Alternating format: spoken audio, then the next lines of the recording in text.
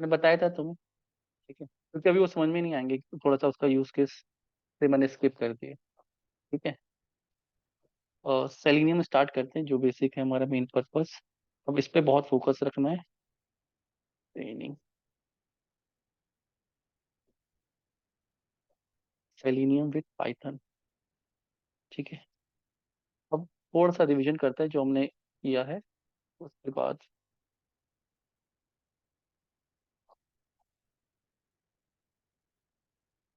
जो हमारा टारगेट है सीखने का वो है ऑटोमेशन। क्लियर है कि हमें जो मैनुअल टेस्टिंग होती है उसको ऑटोमेट करना है। Is this clear? ठीक है, अब ऑटोमेशन के लिए, ऑटोमेशन में भी हम कौन से कर रहे हैं, वेब ऑटोमेशन। जो भी एप्लीकेशन वेब पे चलती है, जैसे अमेजोन, यूट्यूब, जो मोबाइल के नहीं वेब के, से जो ब्राउजर पे, हाँ, उसकी ऑटोमेशन बेसिकली हम कर रहे हैं। पोर्टल्स होते हैं, एचआरएमएस पोर्टल्स होते हैं, डिफरेंट डिफरेंट पोर्टल्स हैं, बैंकिंग एप्लीकेशन है। ठीक है, जो वेब ब्राउजर पे चलती है, उनको हमें ऑटोमेट करना है। उनको ऑटोमेशन के लिए एक लैंग्वेज हमने जो सिलेक्ट की थी, पाइथन। अब पाइथन का यूज करके एक सेलिनियम फ्रेमवर्क आता है। ठीक है, जो फ्रेमवर्क हमें सीखना है, एक बेसिकली लाइब्रेरी है ये। क्लियर? एक लाइब्रेरी है, पाइथन में भी है, जावा में भी है। आप पाइथन का यूज करें तो पाइथन के सेलिनियम को यूज करेंगे। हम पाइथन से इसको कमांड देंगे और ये हमारा काम करेगा क्या, ऑटोमेशन करने का। इसके अंदर क्या है, इसके अंदर बनी बनाई क्लासेस हैं, और उन क्लासेस के अंदर क्या होंगे, मेथड्स होंगे, जिनको हम फंक्शंस बोलते हैं, जो काम करेंगे। जैसे मैं कहूंगा कि ब्राउजर को ओपन कर दो, तो ये ब्राउजर को ओपन कर देगा। मैं कहूंगा इस बॉक्स को ढूंढो और उसके ऊपर सेंड कीज कर दो। सपोज मुझे अ, ये वेबसाइट है, इस पे करनी है, तो मैं कहूंगा कि इस वेबसाइट का यूआरएल ओपन करो। तो यूआरएल ओपन करने का कोड उसको पता है कि ब्राउजर को क्या कमांड देनी है। हमें सिर्फ उसकी क्लास के और उसके मेथड को कॉल करना है जहाँ पे वो रखा हुआ है।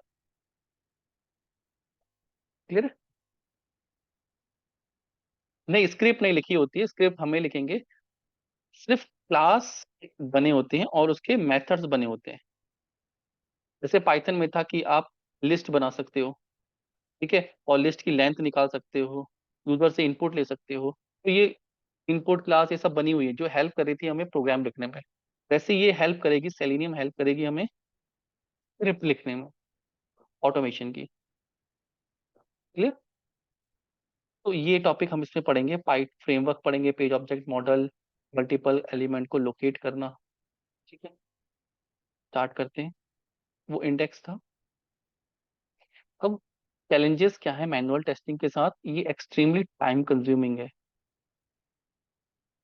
अच्छा, मैं स्क्रीन डिस्प्ले, सॉरी।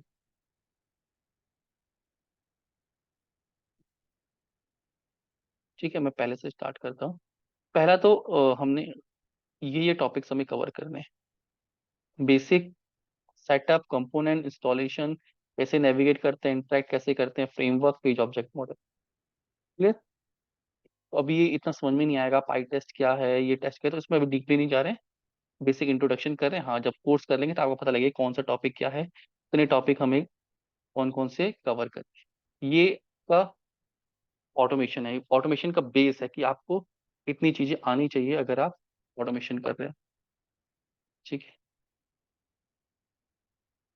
ऑटोमेशन क्या इतनी है, नहीं, इसके अलावा भी है, बट ये बेस है। हाँ, बहुत सारी चीजें हैं, अलग अलग चीजें आ जाती हैं। Challenges with manual testing, manual testing के साथ चैलेंजेस क्या हैं। अब it is extremely time consuming. नहीं नहीं, मैनुअल टेस्टिंग की बात करते हैं, तो वो क्या टाइम कंज्यूमिंग, आपको टेस्ट केस लिखने पड़ते हैं डीपली। ठीक है, और उन टेस्ट केस को एग्जीक्यूट करना पड़ता है।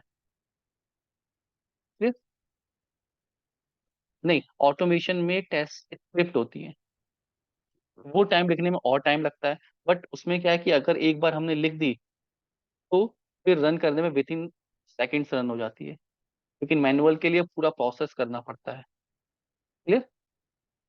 आपको सारे टेस्ट केस बाई हैंड करने हैं, लॉग इन करना है, फिर किसी ऑप्शन पे जाना है तो उसको क्लिक करना है, उसमें डेटा सेंड करना है।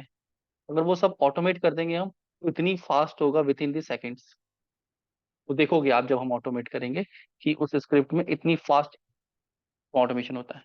There is a high risk of error, manual testing में थोड़ा रिस्क ज्यादा होता है क्योंकि वहाँ पे पर्सन कर रहा है, पर्सन गलत भी कर सकता है, इसलिए मशीन उतना रॉन्ग नहीं करती है। अब यहाँ पे presence of A tester 24 our into 7, जब जब मैनुअल टेस्टिंग करनी है टेस्टर की प्रेजेंस चाहिए। डिफेक्ट हैं वो भी मैनुअली क्रिएट करने पड़ते हैं, ऑटोमेशन में हम वो भी ऑटोमेट कर देते हैं। क्लियर है? अब ऑटोमेशन टेस्टिंग का फायदा क्या है? फिजिबिलिटी एनालिसिस, ये लाइफ साइकिल है बेसिकली कि ऑटोमेशन का प्रोसेस क्या रहता है। तो सबसे पहले हमें फिजिबिलिटी एनालिसिस करना है कि हम क्या क्या चीज को ऑटोमेट करें। क्लियर?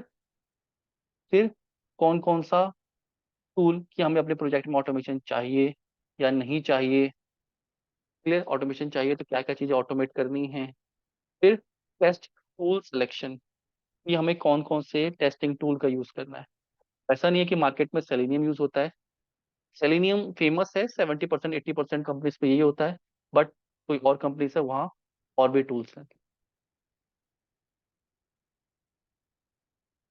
हाँ, मान लिया सेलेनियम।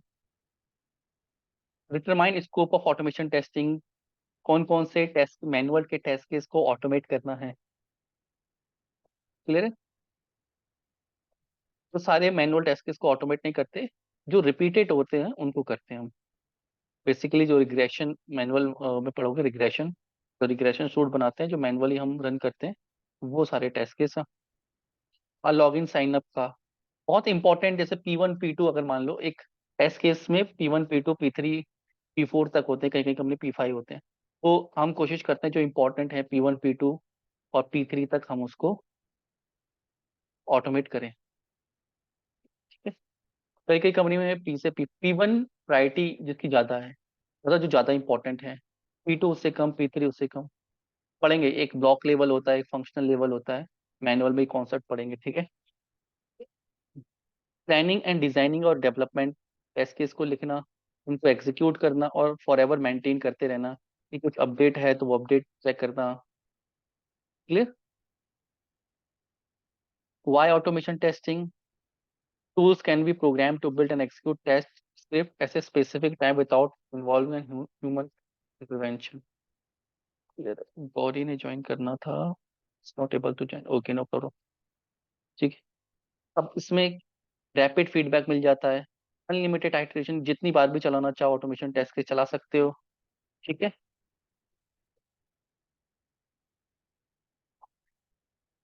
ठीक है? Discipline document of test cases, test cases बहुत अच्छे से बनते हैं इसमें। ठीक है? Automation test generate customize defect report, report हम बना सकते हैं। क्लियर? एक मिनट में कॉल आ रही है, एक मिनट मेरे को दे।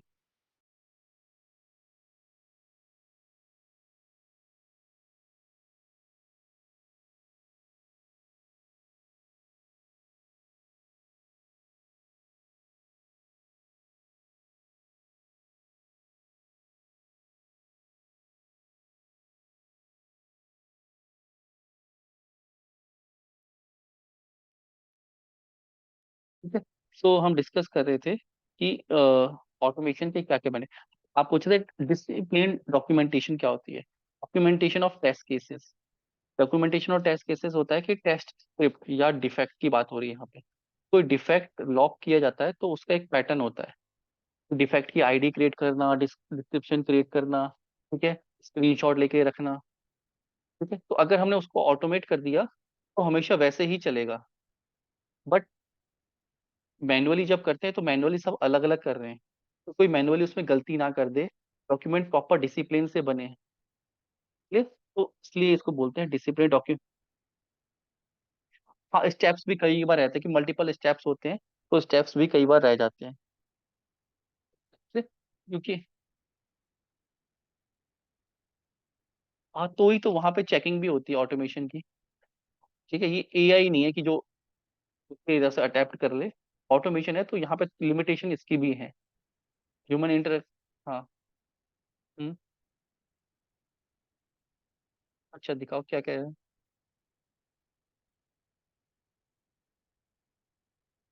क्या बनाया था? अच्छा। Screen share. अनंत को भी आइडिया लग जाएगा बेसिकली कैसे टेस्ट कैसे होते हैं।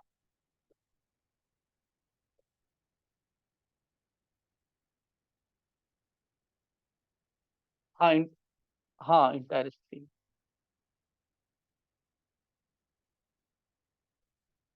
1 मिनट रुको, अभी शेयर हो।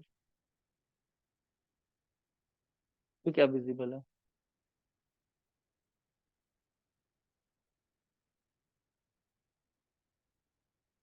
हम्म।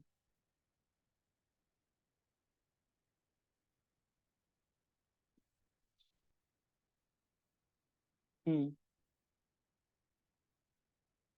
हम्म। हम्म। हम्म। हाँ यही है, यही करेंगे अभी हम।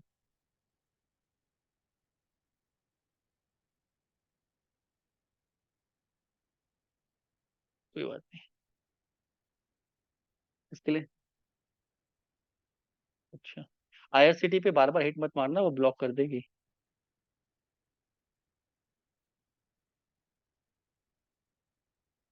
अच्छा। अच्छा। ठीक है, समझ गया। हाँ वो सब करेंगे, सब करेंगे वो, एडवांस एलिमेंट वो सबको टच करेंगे। ठीक है, समझ गए।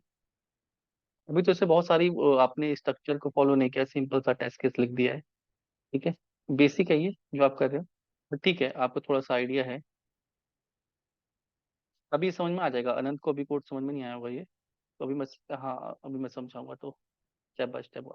ठीक है, ये क्लियर हो गया।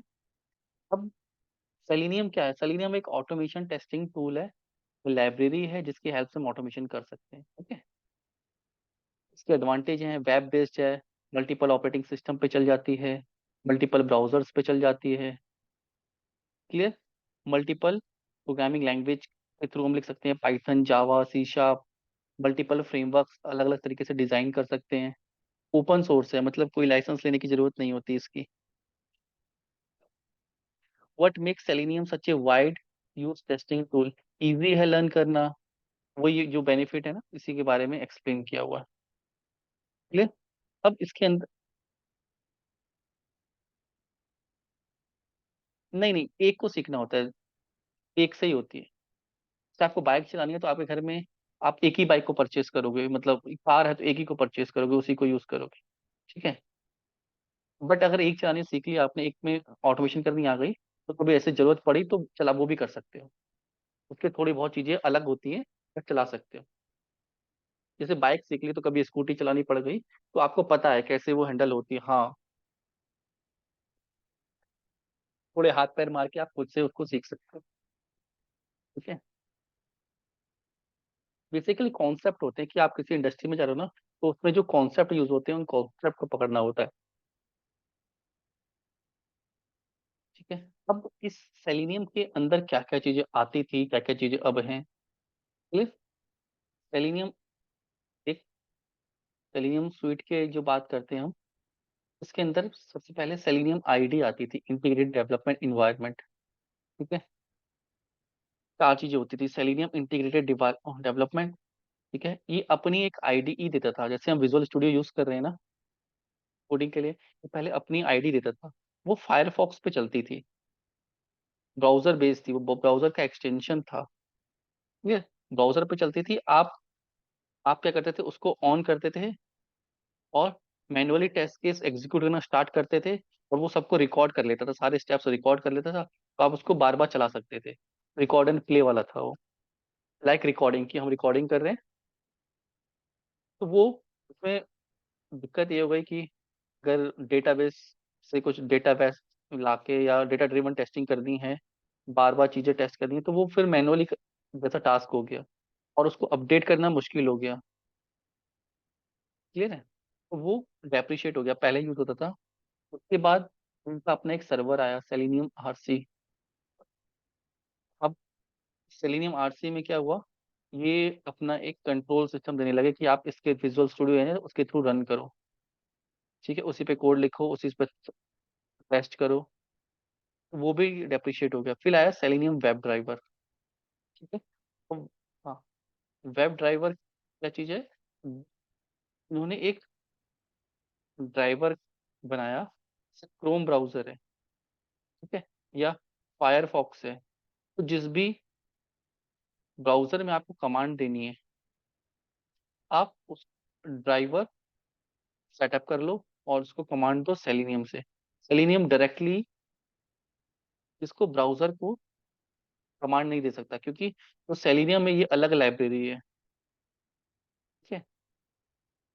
और जो क्रोम है ये किसने बनाया? ये गूगल ने बनाया है। तो हमें नहीं पता कि ये क्रोम किस तरह से क्या चीज समझता है। क्लियर? हाँ। तो गूगल ने भी हमें नहीं बताया। गूगल ने कहा कि हम एक वेब ड्राइवर देंगे, एक बेसिक इंटरफेस बना दिया बेसिकली, कि डायरेक्टली हम इस पे ना जाके आप इसको कमांड दो और हम अपने ब्राउजर का अपना वेब ड्राइवर देंगे। क्लियर? तो ये हमेशा अब जो भी हमारा ब्राउजर अपडेट होगा, हम अपना ड्राइवर लॉन्च कर देंगे, आप सेलेनियम से कमांड दे सकते हो। ये इस तरीके से हो गया। जैसे कंपनीज होती है ना, ट्रैवल कंपनीज, उनकी एक कैब है, ठीक है, कैब के बीच में कौन है? ड्राइवर है। और फिर हम कौन है? यूजर हैं। ठीक है। अगर हमें कुछ कैब जानी है तो हम उनके ऐप से, ऐप का यूज करके कमांड दे सकते हैं किसको? ड्राइवर को। और ड्राइवर हमें छोड़ देगा जिस डायरेक्शन में जाना है।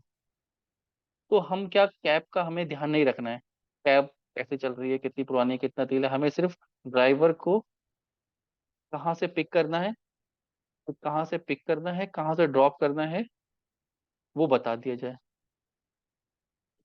तो सेम ड्राइवर क्या हमारे और कैब के बीच में, कंपनी के बीच में एक इंटरफेस की तरह काम कर रहा है। सेम ड्राइवर, सेलेनियम, बीच में क्या है? ड्राइवर, और उधर क्या है? ब्राउजर। जो ब्राउजर होगा उसका ड्राइवर। और ब्राउजर कौन है? से क्रोम है। हाँ, क्रोम गूगल ने दिया है, तो गूगल का ड्राइवर। कोई भी ऐसे हार्डवेयर डिवाइस हम लगाते हैं ना अपने कंप्यूटर में, उसका भी ड्राइवर होता है, उनके भी ड्राइवर, ताकि समझ में आ जाए कि वो ओएस में कैसे काम कर रहा है। कि हमें नहीं पता है ना, एक नया हार्डवेयर आ गया, कंप्यूटर को तो नहीं पता कैसे काम करेगा, तो उनके ड्राइवर के थ्रू वो काम होता है। ड्राइवर से कमांड दी जाएगी, वो एक सेलेनियम में आपको ड्राइवर की जरूरत पड़ती है। फिर तो ड्राइवर वाला कॉन्सेप्ट स्टार्ट हो गया था। ठीक है। ड्राइवर वाला कॉन्सेप्ट मर्ज होके इन्हें सेलेनियम 2.0 बनाया था। ठीक है। उसके बाद अपडेटेड वर्जन 2012-13 में, या मेरे ख्याल से 17 में सेलेनियम 3 आया है। अब लेटेस्ट 2022-23 में सेलेनियम 4 आ गया है। ठीक है, ये सिर्फ अपडेटेड वर्जन है। सेलेनियम 4 लेटेस्ट है, बिल्कुल लेटेस्ट है। ठीक है। बट अभी हम कौन सा पढ़ेंगे? सेलेनियम 3 पढ़ेंगे। इसमें और इसमें ज़्यादा चेंजेस नहीं है, इसलिए क्योंकि मैक्सिमम कंपनी में भी सेलेनियम 3 यूज हो रहा है। ठीक है। इस कंपनी में स्टार्ट कर दिया सेलेनियम 4। इसमें और इसमें 10-15% का ही डिफरेंस है। वो डिफरेंस मैं आपको बता दूंगा कहाँ पे है। ठीक है। वो लिखने के तरीके में डिफरेंस है बस, एक दो जगह है। ठीक है।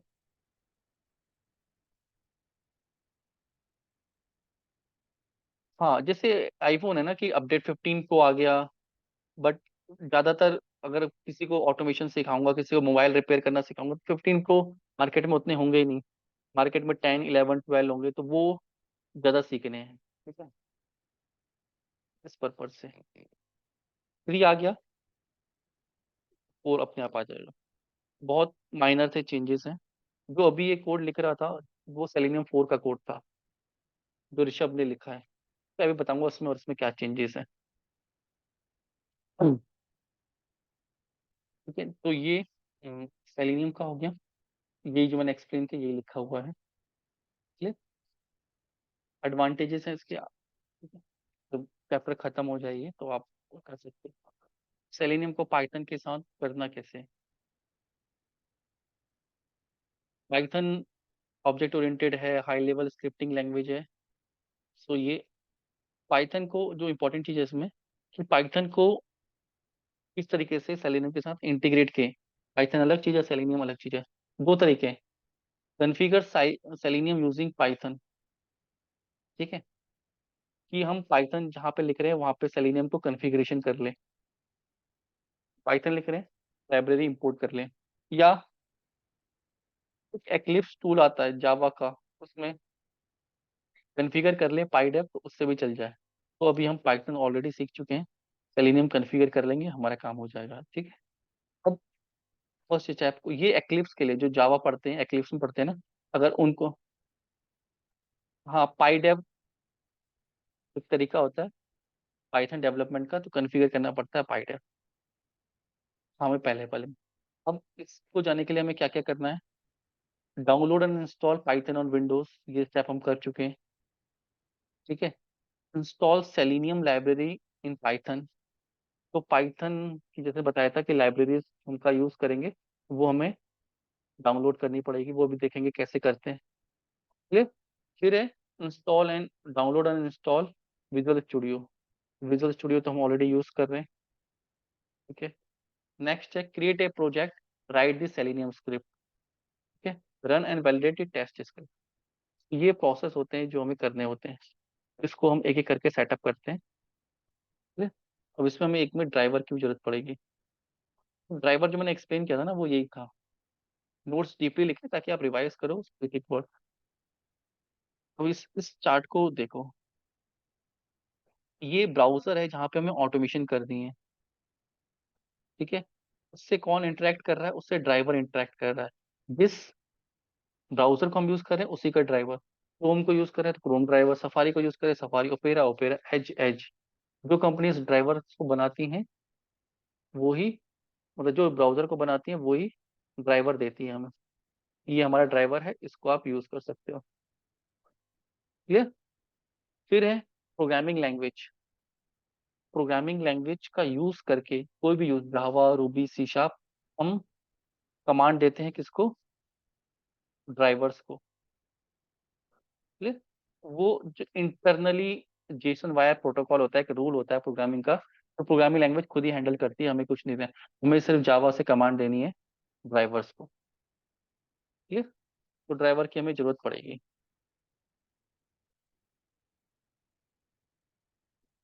अब अगर हमें ऑटोमेशन स्क्रिप्ट लिखनी है, कैसे लिखी जाए।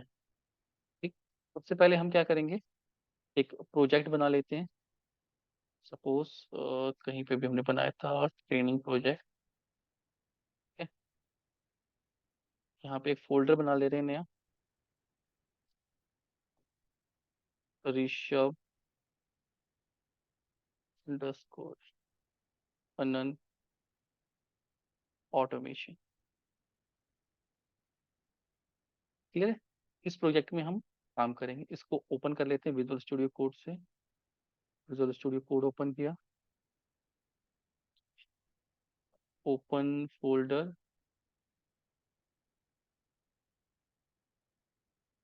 ये फोल्डर हमने ओपन कर दिया। ये बेसिकली हमारी रिपोजिटरी होगा, इसको रिपोजिटरी बोला जाता है। ठीक है, टेक्निकल टर्म में, कि जहाँ पे हमारा सारा कोड लिखा जाएगा। क्लियर। ठीक है, हम इसके अंदर एक फोल्डर बना लेते हैं, यहाँ पे हम लिखेंगे टेस्ट स्क्रिप्ट्स। ठीक है, नहीं, ये फोल्डर बनाया हमने बेसिकली।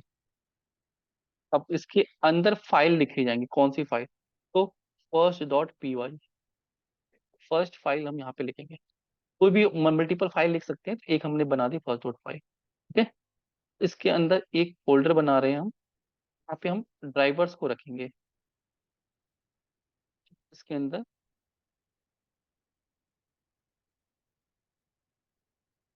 बेसिकली क्या करना था मुझे, फोल्डर को ओपन करना है, फाइल, हाँ, टेस्ट स्क्रिप्ट के अंदर बन गया, मुझे इसके बाहर बनाना है, ये लेना ड्राइवर। ठीक है, हाँ बिल्कुल बिल्कुल।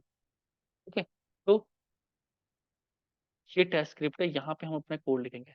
तो सेलेनियम का कोड लिखना है पहले तो हमें। क्लियर। और तो सेलेनियम हमें इंस्टॉल करनी पड़ेगी, तो हम टर्मिनल पे जाएंगे। ठीक है, यहाँ पे इसको बंद कर देते हैं, यहाँ पे लिखेंगे pip इंस्टॉल सेलेनियम। अगर हम अभी, हाँ, इंस्टॉल सेलेनियम अगर एंटर करूंगा, ये लेटेस्ट सेलेनियम का वर्जन इंस्टॉल कर देगा, जो है 4। मुझे करना है 3, मुझे यहाँ पे इक्वल इक्वल टू 3.0 लिखना है। ठीक है, और एंटर करेंगे।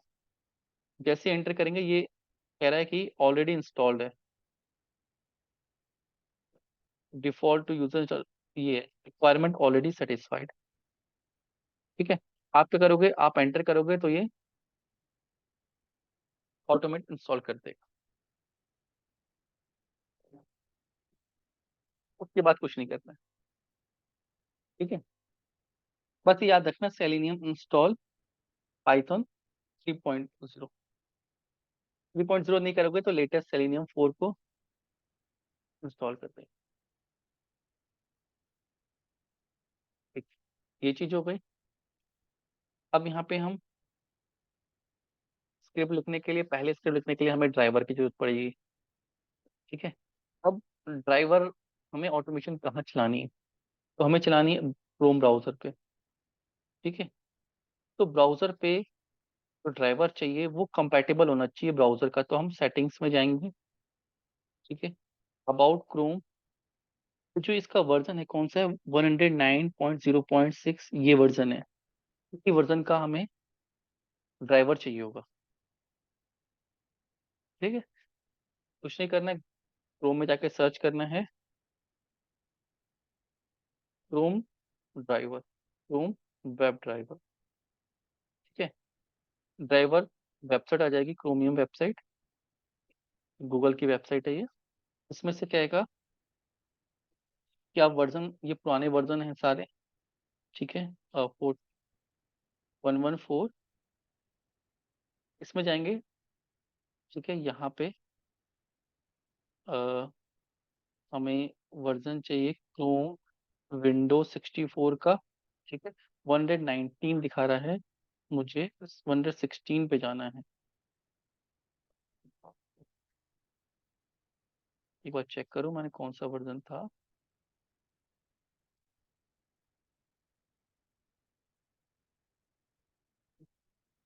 119 है मेरा। ठीक है, 119, एक बार पीछे जाते हैं, ये वाला है 119.0, ये वाला है क्रोम विंडो ड्राइवर 119.06045।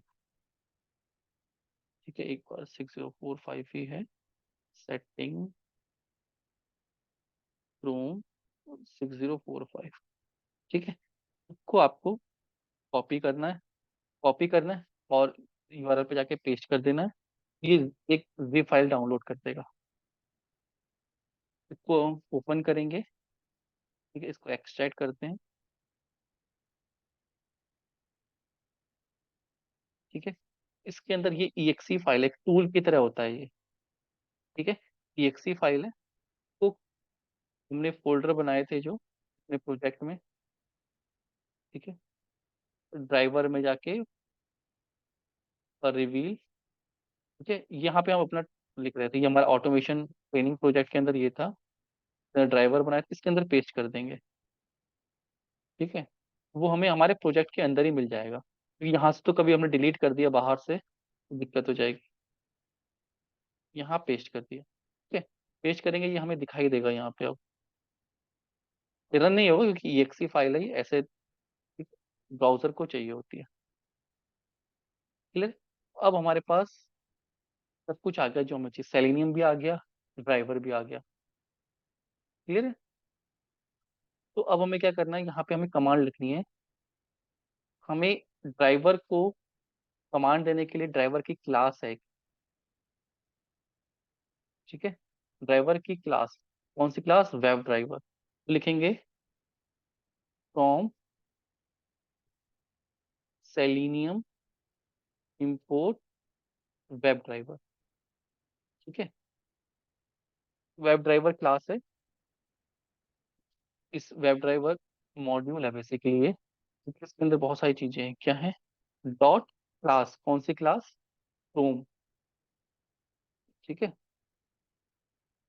तो ये जो क्रोम क्लास है, ये क्रोम ब्राउजर को ओपन करेगी, बट ये कहेगा कि मुझे, अगर इसके ऊपर जाओगे, ये क्या मांगता है, एग्जीक्यूटेबल पाथ, क्रोम ड्राइवर का पाथ की क्रोम ड्राइवर कहाँ पे इंस्टॉल है वो बताओ मुझे। तो हम क्या करें, एक वेरिएबल बना रहे हैं, ड्राइवर अंडरस्कोर पाथ, और यहाँ पे ड्राइवर स्लैश ये वाला एड्रेस, ये जो इसका एड्रेस है, कॉपी रिलेटिव पाथ, और यहाँ पे पेस्ट कर देते हैं। तो हम बता रहे हैं कि ये हमारा यहाँ पे रखा हुआ है, और यहाँ पे हमने ड्राइवर पाथ दे दिया।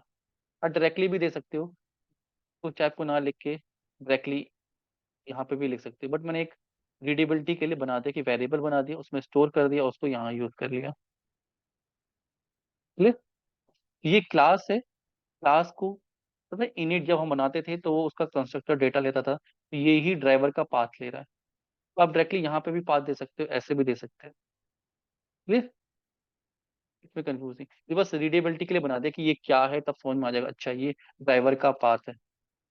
कभी अपडेट करना हो तो हम यहीं पे अपडेट करेंगे, अपडेट हो जाएगा हर जगह। क्लियर? अब ये क्लास है, क्लास का क्या बनाते थे हम, ऑब्जेक्ट। तो ये जो मॉड्यूल के अंदर क्लास है, यहाँ पे हमने बना दिया ड्राइवर, ये ड्राइवर ऑब्जेक्ट हो गया।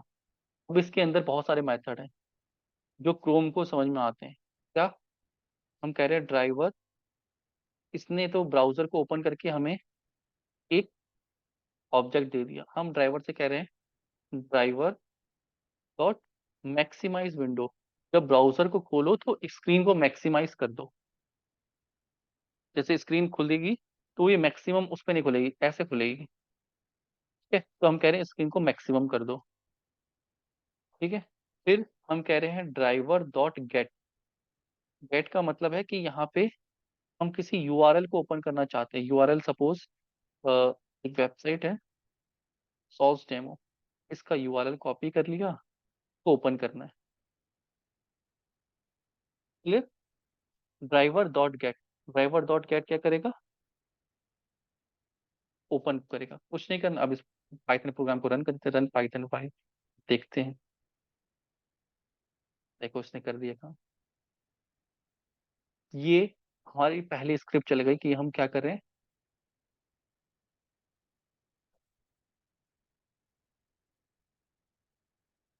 बिल्कुल हमने कमांड दी, ड्राइवर क्रोम ओपन करो, ठीक है, विंडो को मैक्सिमाइज करो, और ये यूआरएल गेट करो। अब यहाँ पे कह दूंगा driver dot quit, driver browser को क्विट कर दो। अगर रन करूंगा तो इतनी फास्ट चलेगा, ओपन होगा और बंद हो जाएगा।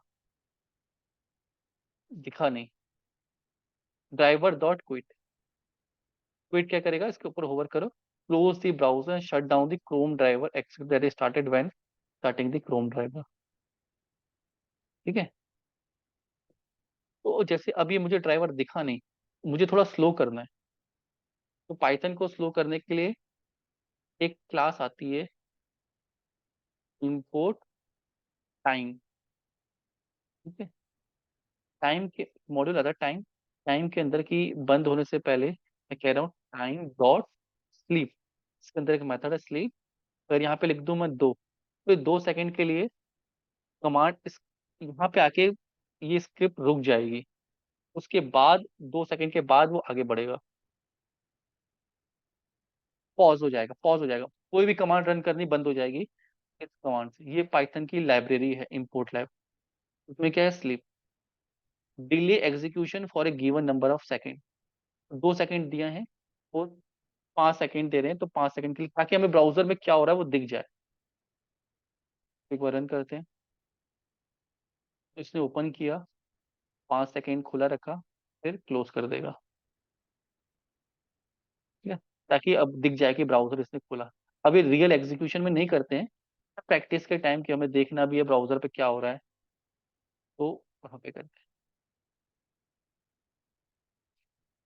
ये चीज क्लियर हुई? ठीक है, तो ये जो कमांड है, इसमें सीखना क्या है, ये ड्राइवर की कमांड है कि ड्राइवर को मैक्सिमाइज करने के लिए ये देना पड़ता है, गेट देने के लिए ये करना पड़ता है।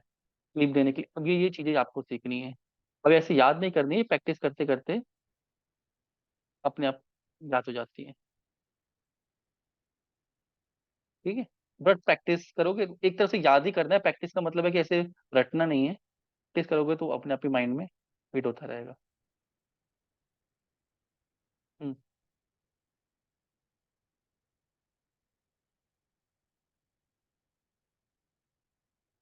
ऐसे भी इम्पोर्ट कर सकते हो।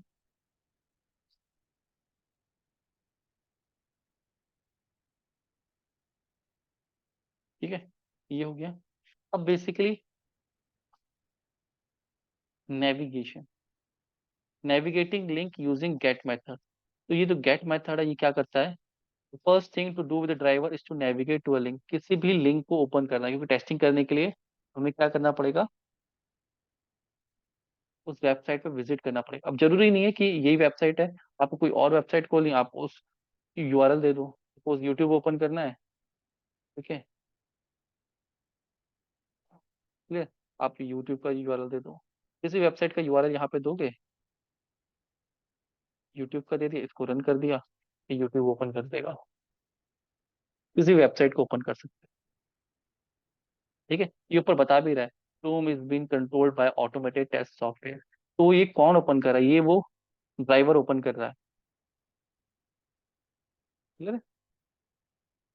बेसिकली हमें सीखना क्या होता है कि वेबसाइट के साथ इंटरेक्ट करना। ठीक है, कि वेबसाइट के साथ हम और कैसे इंटरेक्ट कर सकते हैं। नेक्स्ट है इंटरेक्टिंग विद वेब। अब यहाँ से असली खेल शुरू होता है कि वेब पेज के साथ कैसे इंटरेक्ट किया जाता है। क्लियर है। तो वेब पेज के साथ अब पहले आपको वेब पेज को समझना पड़ेगा कि वेब पेज कैसे बना होता है। तो वेब पेज जो बना होता है वो HTML, CSS और जावास्क्रिप्ट से बना होता है। HTML plus CSS plus JavaScript, ये तीन तो होते ही होते हैं, इसके अलावा भी कभी कभी और भी चीजें होती हैं इसका। ठीक है, HTML एक टैग बेस्ड लैंग्वेज है, इसमें टैग्स होते हैं। क्लियर है। ये किसी भी वेबसाइट का स्ट्रक्चर बनाने में, कि वेबसाइट कैसे दिखेगी, कैसे उसका स्केलेटन रहेगा, उसको डिफाइन करने के लिए होता है। उस पर डिजाइनिंग करने के लिए CSS होती है। ठीक है, उसमें डायनेमिकली कुछ एलिमेंट चेंज करने हैं, हटाने हैं, वो जावास्क्रिप्ट करती है। नहीं नहीं, ये आनी नहीं चाहिए, आपको बस पता होना चाहिए कि ये, जैसे ये कुछ वेबसाइट को मैं ओपन कर रहा हूँ, ठीक है, अब मुझे इस एलिमेंट पे जाना है, यूजर नेम पे जाना है, तो मैं इसको यहाँ से इंस्पेक्ट पे जाना है, राइट क्लिक करके इंस्पेक्ट करना है, इसका कोड ओपन करना है। तो मुझे ये कोड समझ में आना चाहिए कि ये कोड क्या बना हुआ है। अब ये बना हुआ है HTML और CSS की हेल्प से। इसमें एक HTML का इनपुट टैग यूज हुआ है, ठीक है, उसकी क्लास, CSS की क्लास ये लगी है। ये, इनको हम बोलते हैं attribute, properties, type, data type, ID, name, ये। अब आपको पता होना चाहिए कि आईडी यूनिक होती है। क्लास जो होती है वो CSS की क्लास होती है, वो इसलिए यूज होती है ताकि हम एक जगह बनाएं और मल्टीपल जगह उसको यूज कर सकें। इस एलिमेंट को ढूंढना है तो इसका या तो नेम यूनिक होना चाहिए, आईडी यूनिक होनी चाहिए, उसकी हेल्प से हम इसको फाइंड कर सकते हैं। ठीक है, क्योंकि हाँ, अभी लोकेटर्स बोलते हैं, अभी आएंगे उस पर भी। ठीक है, कि मुझे इसको क्या करना है, ढूंढना है। तो या तो कैसे ढूंढूं, जैसे कोई भी स्टूडेंट को मुझे बुलाना है तो उसका रोल नंबर याद होना चाहिए, नेम याद होना चाहिए। क्लियर। तो मल्टीपल तरीके हैं किसी भी चीज को बुलाने के, जैसे ID, name, roll number. Clear. तो जो सेलेनियम है, सेलेनियम में कुछ तरीके होते हैं। या तो आप आईडी का यूज कर सकते हो, या तो आप क्लास नेम का यूज कर सकते हो, या कोई एट्रीब्यूट, एट्रीब्यूट मतलब उस एलिमेंट की प्रॉपर्टीज का यूज कर सकते हो। क्लियर। एक्स पाथ, किसी भी एलिमेंट का एक्स पाथ ढूंढ सकते हो। Link text, partial text, estimate tag name, एक एक करके सीखेंगे। ये सेलेनियम के कौन कौन से लोकेटर्स, इनको बोलते हैं लोकेटर्स, ये हेल्प करते हैं किसी भी एलिमेंट को फाइंड करने के लिए। क्लियर। सबसे पहले हम आते हैं आईडी पे, सबसे इजी वन है। तो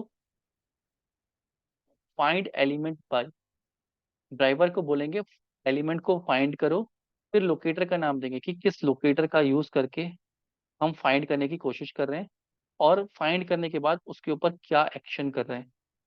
फर्स्ट स्टेप क्या है कि हमें उस एलिमेंट को फाइंड करना है और फिर उसके ऊपर एक्शन करना है। एक्शन जैसे क्या हो गया कि मैं कोई सेंड कीज मतलब कोई डेटा भेजना चाहता हूँ। अगर मैं कोई भी डेटा टाइप कर रहा होता हूँ तो मैं टाइप करता हूँ ना, जैसे RAHUL, तो ये कीज मैंने टाइप किया, तो ये कीज मैं भेजना चाहता हूँ।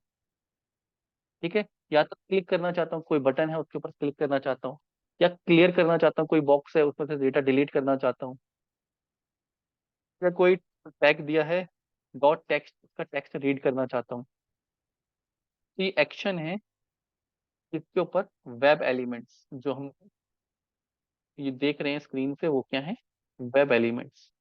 और इनको कैसे फाइंड करेंगे सेलेनियम में, लोकेटर्स की हेल्प से। ठीक है, तो डिफरेंट टाइप के लोकेटर्स हैं। पहला लोकेटर हम जो यूज कर रहे हैं वो है CSS आईडी का। आईडी यूनिक होती है, अगर किसी भी एलिमेंट की आपको आईडी मिल गई तो फिर किसी और को चीज को ढूंढने की जरूरत नहीं है। क्लियर।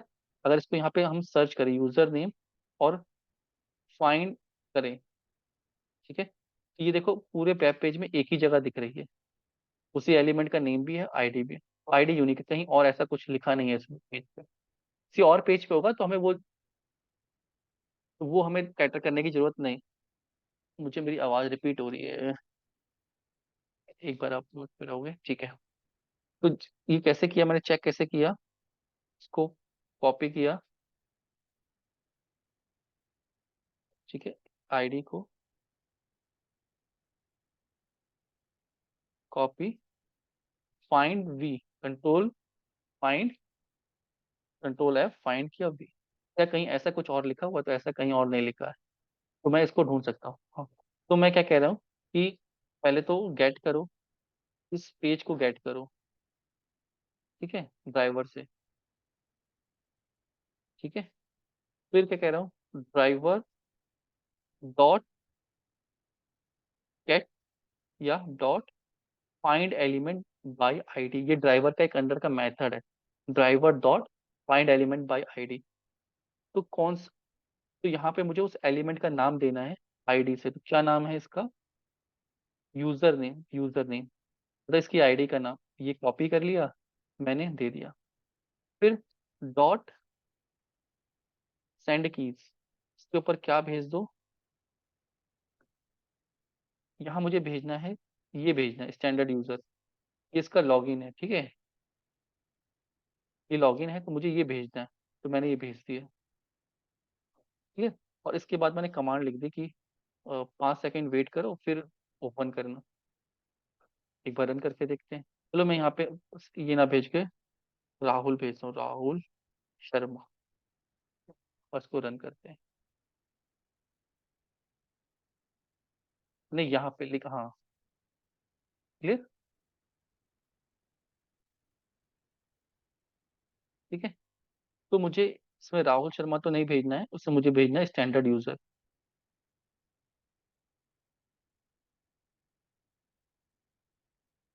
हाँ, लॉगिन करके दिखाएगा अभी। अभी लॉगिन हमने सिर्फ ये कमांड किया, अब इसमें भी तो भेजना है। अब इसमें भेजना है तो इसमें भी इंस्पेक्ट करेंगे, देखते हैं कैसे बनाए। ये भी इनपुट है, तभी हमें आईडी मिल रही है। कॉपी कर लेते हैं, इसकी आईडी है पासवर्ड, तो यहाँ पे लिख दे driver dot find element by ID, password नाम है डॉट सेंड कीज में क्या भेज दें, पासवर्ड। पासवर्ड ये लिखा हुआ सीक्रेट सॉस, कॉपी किया, यहाँ पे भेज दिया। हम इसको स्लो कर दे रहे हैं ताकि आपको दिखे, वरना ये बहुत फास्ट होगा। ठीक है, अभी अभी इसको फास्ट ही रहने देते हैं, फिर स्लो करेंगे। ठीक है, फिर क्या करना है, हमें इस पे क्लिक करना है, इस बटन को देखते हैं।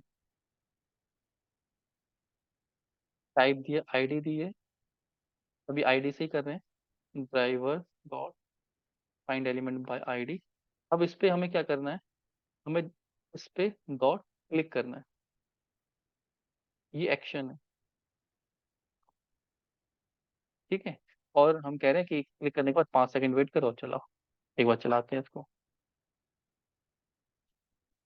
देखो उसने लॉग इन कर दिया। अब इतनी तेज क्या दिख नहीं रहा है। ठीक है, तो स्लो करते हैं। स्लो कैसे करें? हम यहाँ पे टाइम दे देते हैं कि time dot sleep 1, time dot sleep 1, time dot sleep 1 के बाद 5 सेकंड का वेट करो, फिर हमें दिख जाए। तो स्क्रिप्ट लोड मोड में चलेगी। किया, एंटर किया, क्लिक किया और आ गए हम। तो ये ऑटोमेशन हो रही है। तो कल अगर सपोज करो उस वेब पेज में कुछ गड़बड़ हो गई, किसी ने कोड चेंज किया और ये काम करना बंद हो गया, इस पे क्लिक ही नहीं हो रहा है, या ये बटन यहाँ से हट गया।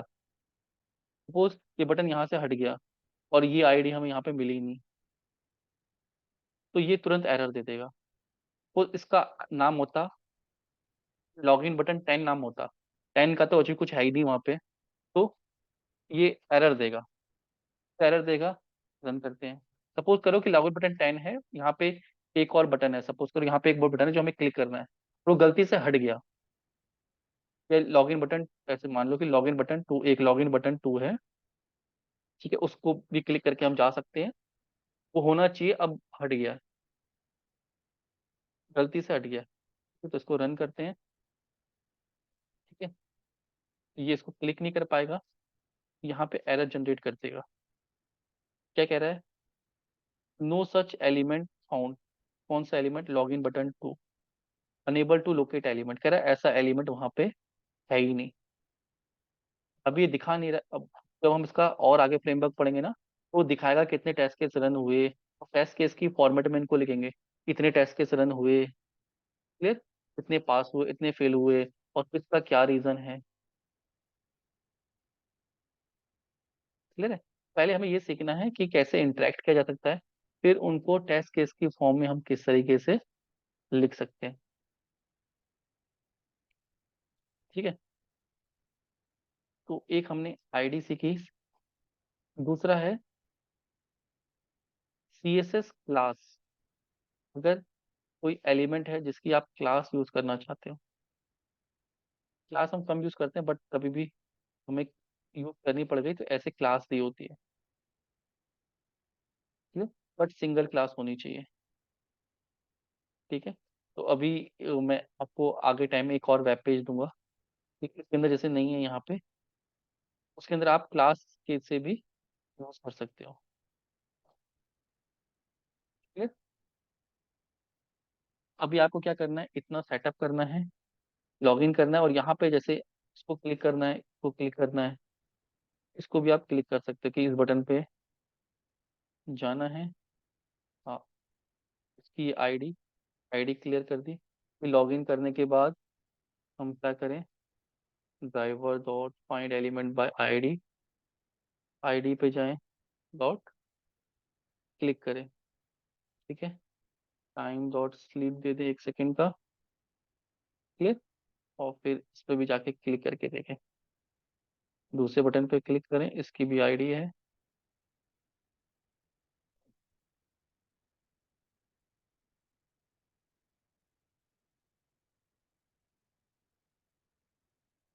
क्लिक, तो अभी इस स्क्रिप्ट को चला के देखते हैं। जब भी स्क्रिप्ट चलेगी ना, फिर नया पेज खोलेगी नए उस पे, तो जैसे नए उस पे लॉगिन, हाँ नया, नया ब्राउजर का विंडो खोलेगी। अब यहाँ पे लॉगिन बटन 2 लिखा था, देखो आगे नहीं बढ़ रहा है, वो हमें सही करना पड़ेगा, क्योंकि हमने कोड में यहाँ पे गलती की थी ना जानबूझ के, ये वाली। तो वो चलना बंद हो गया, देखो उसके जहाँ पे एरर आ जाएगी वो चलना बंद कर देगा, क्योंकि टेस्ट केस फेल हो गया। ठीक है,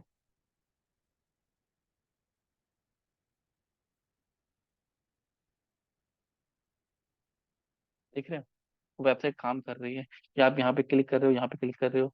अब इसका भी आप टेक्स्ट भी रीड कर सकते हो, फिर हम टेक्स्ट भी रीड करना सीखेंगे कि 2 बटन क्लिक किए तो ऊपर 2 हुआ नहीं हुआ। वो भी तो इम्पोर्टेंट है कि ऊपर वो काउंट भी करे। तो रिमूव करके देखेंगे। नहीं, 1 2 है तो आप इसको क्लिक कर रहे हो, इसको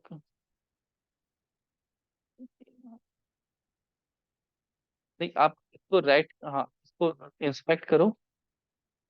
ठीक है, जिस भी बॉक्स पे जाके यहाँ इंस्पेक्ट करोगे उसी का कोड खुलता है। ठीक है, ये इसका है, इसके नीचे उसका दूसरे का कोड यहाँ पे होगा, देखो जो होवर करोगे ना इसके ऊपर जाओगे, ये अंदर क्लासेस, हाँ अपने आप इसके अंदर है, देखो वो कर्सर वहीं ले जाएगा स्क्रीन। तो डेवलपर टूल है, डेवलपर्स के लिए बनाए जो यूज करते हैं। ये यहाँ पे हम पहुंच गए, तो देखो वो हाईलाइट हो रहा है, उसी का पोर्शन। ये प्रैक्टिस करनी है डेवलपर टूल को चलाने की लिए। अब इस वेबसाइट में क्या है, तो ऑटोमेशन प्रैक्टिस करने के लिए अब इसमें कुछ टूल्स, कुछ चीजें नहीं है। ठीक है, तो वो चीजें सीखने के लिए ना मैंने एक वेबसाइट बना रखी है, प्रैक्टिस वेबसाइट। आपको क्या करना है, इसको डाउनलोड कर लेना है। ठीक है, इसको आप डाउनलोड करोगे, जिप फाइल में है। हाँ, जो आपको नोट्स, इसका भी मैं एक्सेस दे दूंगा, selenium with Python share.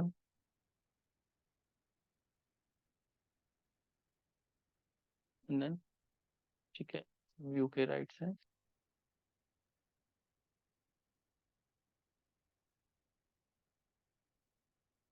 Rishabh, Rishabh की ये वाली आईडी है। ठीक है,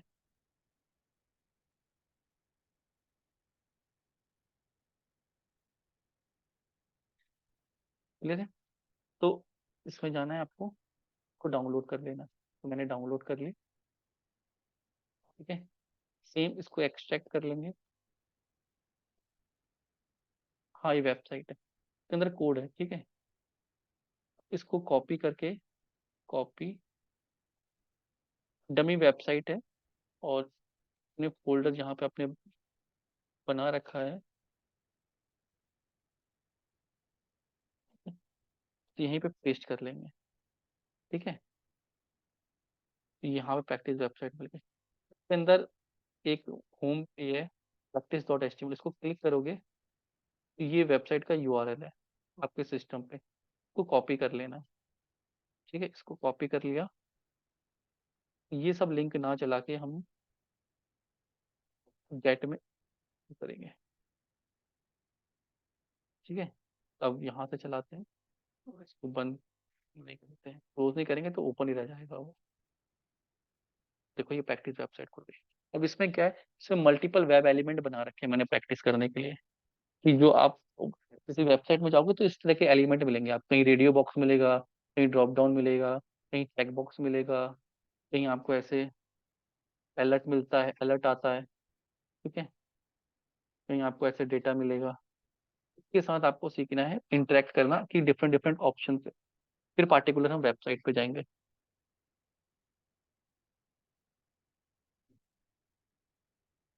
ये क्लियर हो रहा है।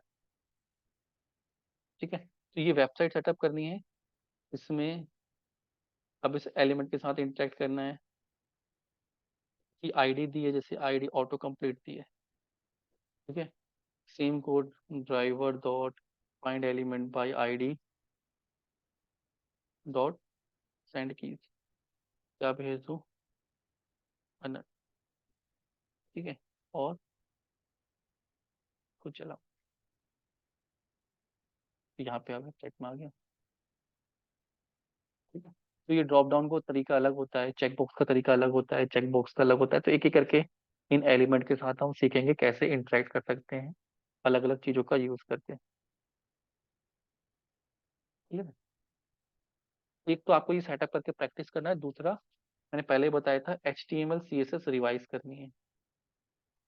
ठीक है, इसको मत भूलना, ताकि किसी भी वेबसाइट पर अगर आप इंस्पेक्ट करो तो आपको उसका कोड समझ में आए, कि ये इनपुट टैग है। ठीक है, इसका टाइप है, ये इसकी क्लास है। जैसे मैंने बताया था क्लास का यूज करना है। ठीक है, तो क्लास इनपुट दी हुई है, तो इस क्लास का हम यूज कर सकते हैं, आईडी का यूज ना करके।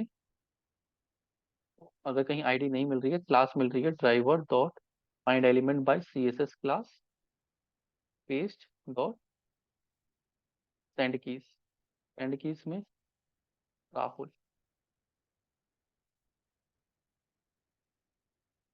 ठीक है, क्लास का भी हम यूज कर सकते हैं। ये लोकेटर से जो हेल्प कर रहे हैं, जिस टाइप का ऑब्जेक्ट का बना हुआ है, तो ये 8 लोकेटर्स हैं, इससे किसी भी वेब पेज को आप लोकेट कर सकते हो। किसी भी वेब पेज के किसी भी एलिमेंट को लोकेट कर सकते हो। तो उसके आपको पता होना चाहिए आईडी से क्या बनता है, क्लास नेम से क्या बनता है, कब आईडी जैसे यूनिक है, क्लास नेम यूनिक नहीं है। कहीं कहीं पे ऐसा होता है कि नहीं मिल रही है आईडी, या क्लास नेम ही दी हुई, एक ही क्लास बनी हुई है, यूनिक क्लास बनी है, तो हम उसका यूज कर सकते हैं। इतना थोड़ा आपको प्रैक्टिस करना है। ठीक है, फिर इसको थोड़ा सा और डीप में इंटरेक्ट करेंगे। हाँ, ये सेटअप करना, और फिर जो हमने थोड़ा बेसिक्स पढ़ा है उसको रिवाइज करना। क्लियर? सैटरडे को करेंगे।